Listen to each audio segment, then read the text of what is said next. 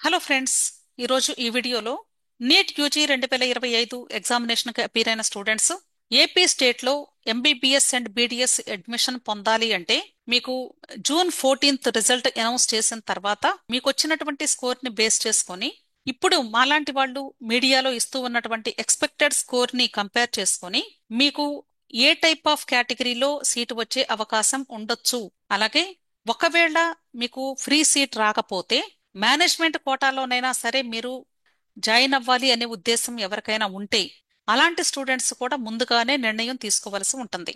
ఎందుకు అంటే convener కోటాకి management కోటాకి ఒకే రోజు నోటిఫికేషన్స్ రిలీజ్ చేస్తారు. ఆ నోటిఫికేషన్ రిలీజ్ అయినప్పుడే మీరు అప్లికేషన్ కూడా పెట్టుకోవాల్సి ఉంటుంది.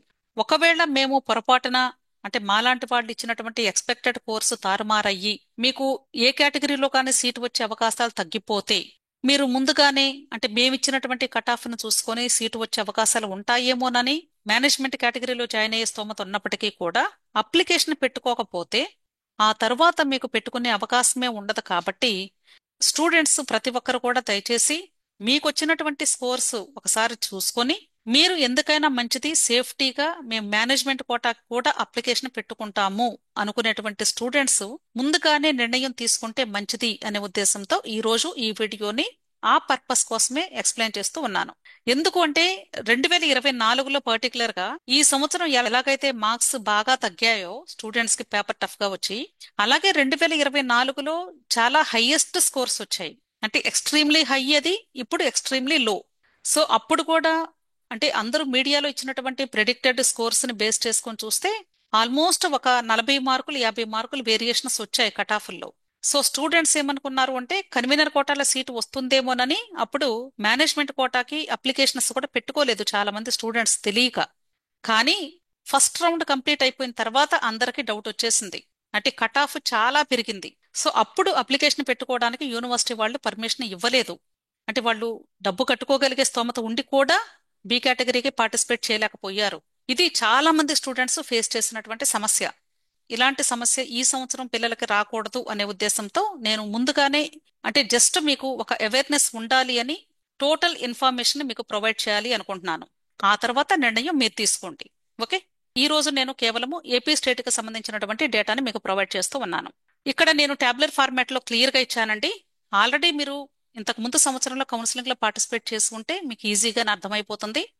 అలా కాకుండా ఈ సంవత్సరమే మీరు ఫ్రెష్ గా ఫస్ట్ టైం కౌన్సిలింగ్ లో పార్టిసిపేట్ చేస్తూ ఉంటే వాళ్ళకి ఈ టర్మినాలజీ అర్థం కాదు. సో ఎవరికైతే అంటే అర్థం చేసుకోవటం కష్టమో వాళ్ళకి హెల్ప్ అవుతుందని నేను కొంచెం ఎలాబొరేటివ్ గా ఎక్స్ప్లెయిన్ చేస్తాను. ఇక్కడ ఏపీ స్టేట్ లో మనకి టోటల్ గా 2 రీజన్స్ ఉంటాయి. ఏయూ రీజన్ ఉంటుంది, అలాగే ఎస్వియు రీజన్ ఉంటుంది. ఏయూ కాలేజెస్ ఎన్నున్నాయి, అలాగే ఎస్వియు కాలేజెస్ ఎన్నున్నాయి అనేది ఇక్కడ క్లియర్ గా లిస్ట్ ఇచ్చాను. ఏయులో ఇక్కడ ఏయు ఎంఐఎన్ అని ఇచ్చాను, అంటే మైనారిటీ కాలేజీ ఒకే ఒకటి ఉంటుంది, అది నిమ్రా మెడికల్ కాలేజీ. అలాగే ఎస్వియులో కూడా ఒకే ఒక మైనారిటీ కాలేజ్ ఉంటుంది, అది ఫాతిమా మెడికల్ కాలేజీ. ఈ 2 కాలేజెస్ లో కేవలము ముస్లిం మైనారిటీ స్టూడెంట్స్ మాత్రమే జాయిన్ అవుతారు. అలాగే ఇక్కడ ఏయూ తీసుకున్నట్లయితే టోటల్ గా గవర్నమెంట్ కాలేజెస్ ప్రైవేట్ కాలేజెస్ అన్ని కలిపి 20 కాలేజెస్ మాత్రమే ఉన్నాయి. అలాగే ఎస్వియు రీజన్ తీసుకుంటే గవర్నమెంట్ ప్రైవేట్ కలిపి 13 కాలేజెస్ ఉన్నాయి. మైనారిటీ ఇక్కడ ఒకటి ఉంది, ఇక్కడ ఒకటి ఉంది. నెక్స్ట్ ఎస్ఎంసివి అంటే సిద్ధార్థ మెడికల్ కాలేజీ విజయవాడ, ఇది స్టేట్ వైడ్ కాలేజ్ అంటారు, ఓన్లీ ఒకే ఒక కాలేజీ. యాక్చువల్ గా ఇది ఎస్ఎంసివిలో 2023 వరకు Telangana state students, AU students, SVU students ముగ్గురికి కలిపి డివైడ్ చేసేవాళ్ళ సీట్స్.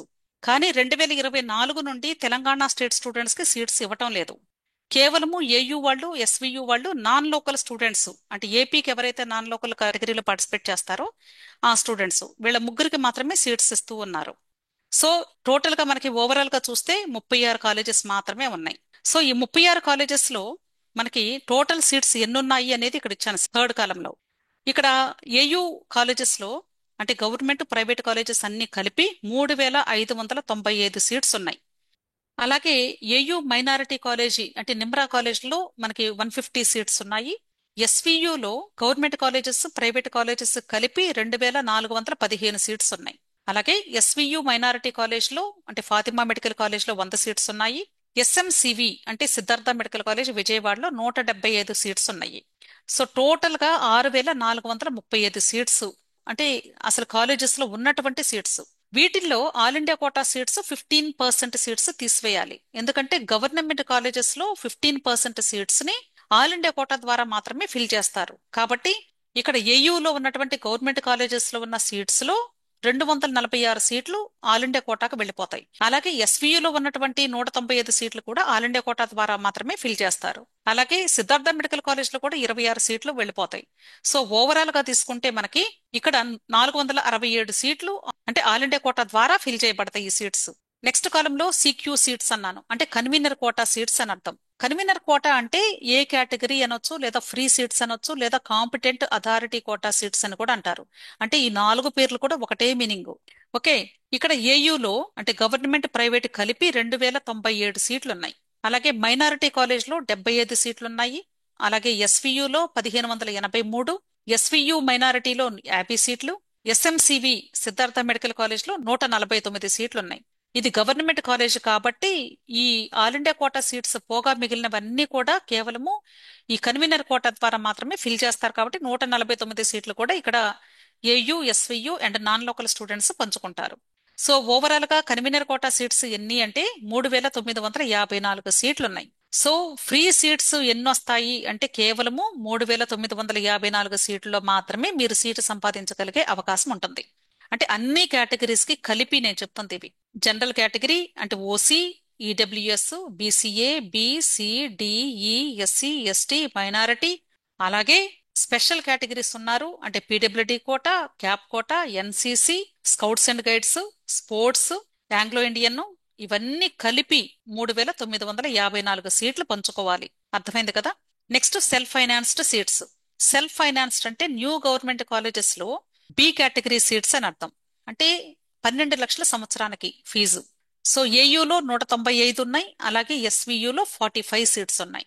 సో టోటల్ గా 240 సీట్స్ ఉన్నాయి. నెక్స్ట్ సిఏఎన్ఆర్ఐ అంటే న్యూ గవర్నమెంట్ కాలేజెస్ లో ఎన్ఆర్ఐ సీట్స్ అని అర్థం. అంటే సంవత్సరానికి 20 లక్షల ఫీజు. ఇక్కడ ఏయులో 82 ఉన్నాయి. అలాగే ఎస్వియులో 19 ఉన్నాయి. టోటల్ గా 101 సీట్లు ఉన్నాయి. ఇక్కడ మీరు అబ్జర్వ్ చేస్తే ఈ న్యూ గవర్నమెంట్ కాలేజెస్ లో కేవలము 4.5 సంవత్సరాలకు మాత్రమే ఫీజు కడతారు. అదే మీరు బి కేటగిరీ లేదా సి కేటగిరీ మీరు అదర్ ప్రైవేట్ కాలేజెస్ లో కానీ తీసుకుంటే వాటిల్లో మీరు 5 సంవత్సరాలకు ఫీజు కట్టాల్సి ఉంటుంది, గుర్తుంచుకోండి. నెక్స్ట్ బి1 అండ్ బి2. ఇక్కడ బి1 అని ఇచ్చాను. బి1 అంటే బి కేటగిరీ అంటే మేనేజ్మెంట్ కోటాలో నాన్ లోకల్ కేటగిరీలో జాయిన్ అయ్యేటువంటి సీట్స్ ఇవి. అదే బి2 తీసుకుంటే లోకల్ కేటగిరీ స్టూడెంట్స్ అంటే ఏపీకి నాన్ లోకల్ ఎవరైతే ఉన్నారో వాళ్ళు పేమెంట్ సీటు బి కేటగిరీకి జాయిన్ అవ్వాలి అంటే బి1 కేటగిరీలో జాయిన్ అవ్వాలి. అలాగే ముస్లిం మైనారిటీ కాలేజెస్ లో ఉన్న బి కేటగిరీ సీట్స్ అన్ని కూడా అక్కడ నాన్ లోకల్ కేటగిరీ అనే ఫిల్ చేస్తారు. లోకల్ స్టూడెంట్స్ ఉంటారు, నాన్ లోకల్ స్టూడెంట్స్ ఇద్దరు ఉంటారు మైనారిటీ కాలేజెస్ లో అయితే. ఓకే, సో ఓవరాల్ గా తీసుకుంటే మనకి ఈ బి1 కేటగిరీలో ఏయూ కాలేజెస్ లో చూసినట్లయితే ప్రైవేట్ కాలేజెస్ లో 99 సీట్లు ఉన్నాయి. అలాగే ఏయూ మైనారిటీ కాలేజీ అంటే నిమ్రా కాలేజ్ లో 52 సీట్లు ఉన్నాయి. నెక్స్ట్ 59 సీట్స్ ఎస్వియులో ఉన్నాయి. ఎస్వియు మైనారిటీ ఫాతిమాలో 35 సీట్స్ ఉన్నాయి. టోటల్ 245 సీట్స్ ఉన్నాయి. నెక్స్ట్ అలాగే బి2 తీసుకున్నట్లయితే ఈ బి2లో ఏయులో 563 సీట్లు ఉన్నాయి. అంటే ప్రైవేట్ కాలేజెస్ లో మాత్రమే నేను చెప్తుంది ఇవి. అలాగే ఎస్వియులో 324 సీట్లు. ఓవరాల్ గా 887 సీట్లు బి కేటగిరీ సీట్స్ ఉన్నాయి. Next NRI category. ఈ ఎన్ఆర్ఐ కేటగిరీలో ఏయూ రీజన్ లో 288 సీట్లున్నాయి.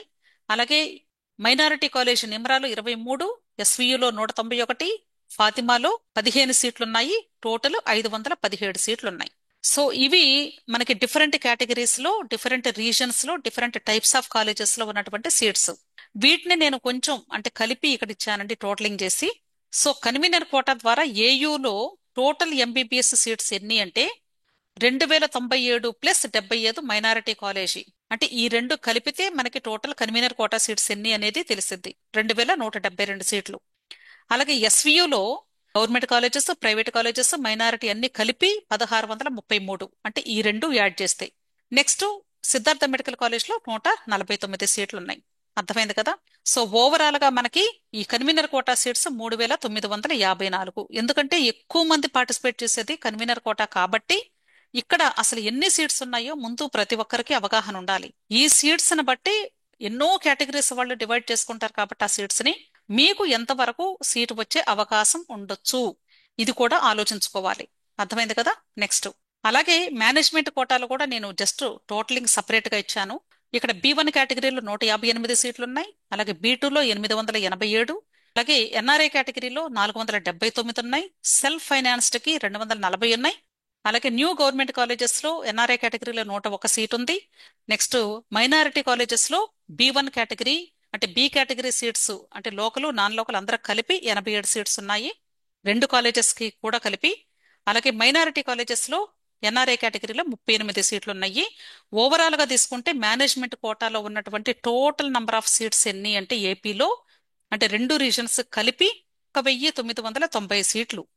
అయితే నేను ఇంతకుముందు వీడియోలో మీకు ఈ సంవత్సరం స్కోర్స్ వచ్చిన దాన్ని బట్టి మీరు అప్లికేషన్స్ పెట్టుకోవడానికి అంటే ఎంత స్కోర్ వస్తే ఖచ్చితంగా అప్లికేషన్ పెట్టుకోవాలి కౌన్సిలింగ్ కి అనేది రేంజ్ ఇచ్చాను. ఈ రేంజ్ ని నేను మరలా ఒకసారి మీకు చూపిస్తూ ఉన్నాను. రీజన్ ఏంటి అంటే ఇప్పుడు ఇక్కడ ఇక్కడ ఈ రైట్ సైడ్ కనిపించేటువంటి ఈ నెంబర్స్ అన్నీ కూడా అంటే ఇప్పుడు మీడియాలో లేదా యూట్యూబ్స్ లో అందరూ ఇస్తూ ఉన్నటువంటి ఎక్స్పెక్టెడ్ కట్ ఆఫ్ మార్క్స్ ఇవి.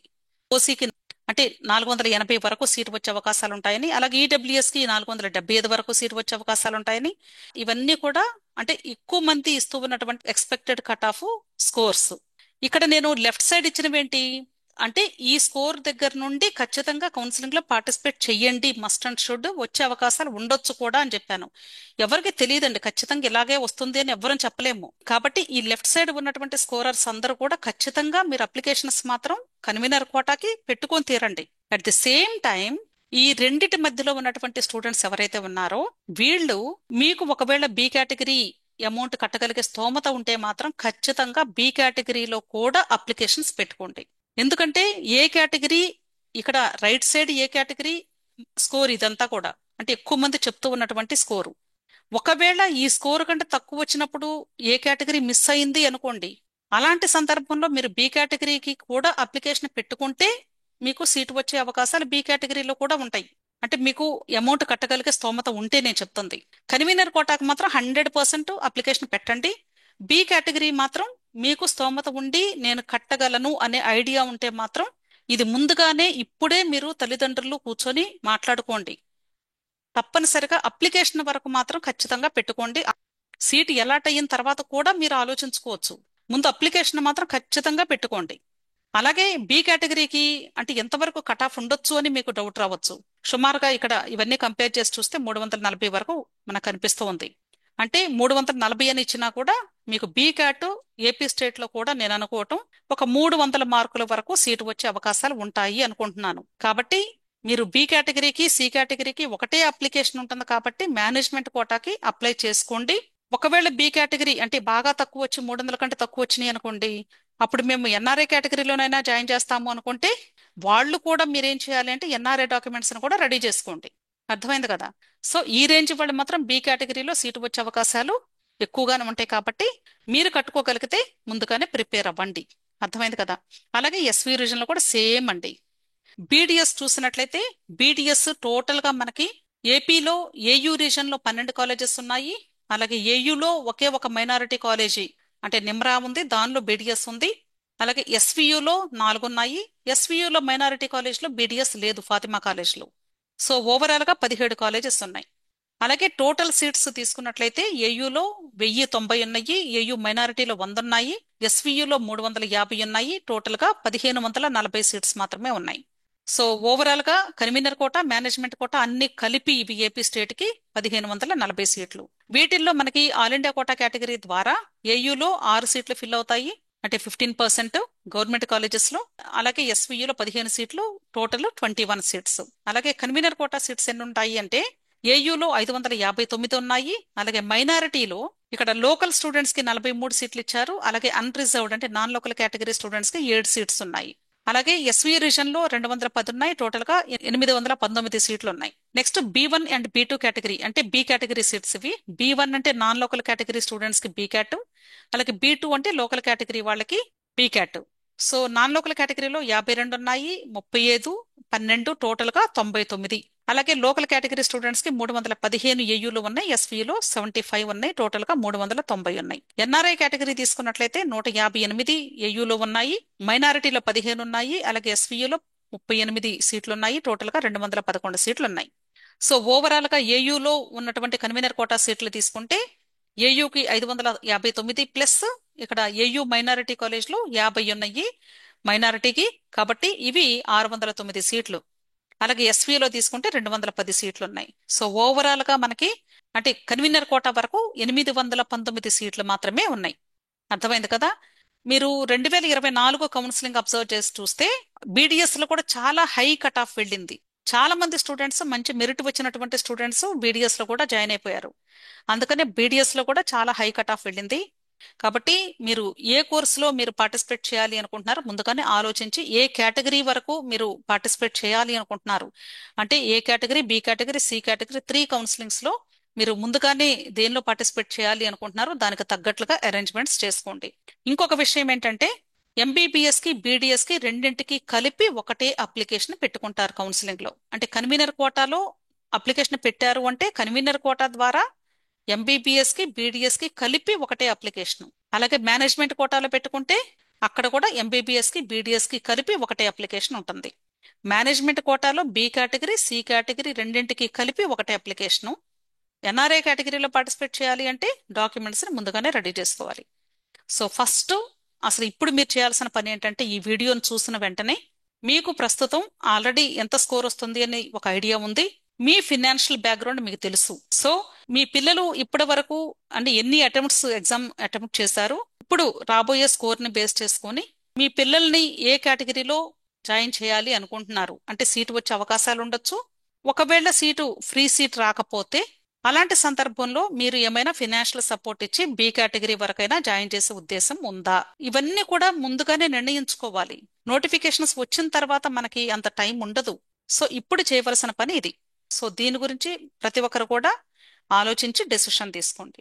మీకు ఈ నీట్ కౌన్సిలింగ్ కి సంబంధించి ఎటువంటి డౌట్స్ వచ్చినా సరే మీకు టెలిగ్రామ్ గ్రూప్ ఉంది. టెలిగ్రామ్ గ్రూప్ లింక్ నేను వీడియో క్రింద ఇస్తూ ఉన్నాను. మీరు టెలిగ్రామ్ గ్రూప్ లో జాయిన్ అయినట్లయితే మీ యొక్క డౌట్స్ ని క్లారిఫై చేసుకోవడానికి వీలవుతుంది. చాలా మంది చేస్తున్న పని ఏంటంటే టెలిగ్రామ్ గ్రూప్ లో జాయిన్ అవ్వకుండా, అంటే ఈ నెల రోజులు డబ్బులు కడితే వేస్ట్ కదా అనవసరంగానే ఆలోచించి మొబైల్ నెంబర్ ఉంది అని అందరూ ఫోన్ చేసి మాట్లాడటము, అంటే వాళ్ళ యొక్క డౌట్స్ ని క్లారిఫై చేసుకుంటూ ఉంటాం చేస్తూ ఉన్నారు. దానివల్ల నష్టమైతే లేదు కానీ బట్ నాకు టైం చాలా వేస్ట్ అవుతుంది. ఆ విషయాన్ని గమనించండి. దయచేసి ఫోన్లు చేయవద్దు. మీకు పెయిడ్ కౌన్సిలింగ్ కావాలి అంటే ఫోన్లో అప్రోచ్ అవ్వండి. మీకు డౌట్స్ క్లారిఫికేషన్ కి టెలిగ్రామ్ గ్రూప్ ఉంది. కేవలము నెలకు 1000 రూపాయలు. 1000 రూపాయలు కట్టి మీరు ఎప్పుడు ఏ డౌట్ వచ్చినా సరే క్లారిఫై చేసుకునే అవకాశం ఉంటుంది. అంటే మీరు రిజల్ట్ వచ్చిన తర్వాత జాయిన్ అవుతాము అని ఆలోచించే కంటే కూడా మీరు ఏ విషయం గురించైనా సరే ముందుగా అవేర్నెస్ కలిగి ఉండాలి. కాబట్టి దయచేసి మీ అందరినీ రిక్వెస్ట్ చేస్తూ ఉన్నాను, ఒక 20 రోజుల్లో మీరు కట్టినటువంటి అమౌంట్ కి పెద్దగా నష్టమేం జరగదు. సో దయచేసి ప్రతి ఒక్కరు కూడా టెలిగ్రామ్ గ్రూప్ లో జాయిన్ అవ్వడానికి ప్రయత్నించండి. మీ డౌట్స్ ని క్లారిఫై చేసుకోండి. విష్ ఆల్ ది బెస్ట్ అండి. వీడియో నచ్చితే లైక్ చేయండి, మీ ఫ్రెండ్స్ కూడా షేర్ చేయండి. అలాగే నా ఛానల్ తప్పకుండా సబ్స్క్రైబ్ చేసుకోండి. Thank you.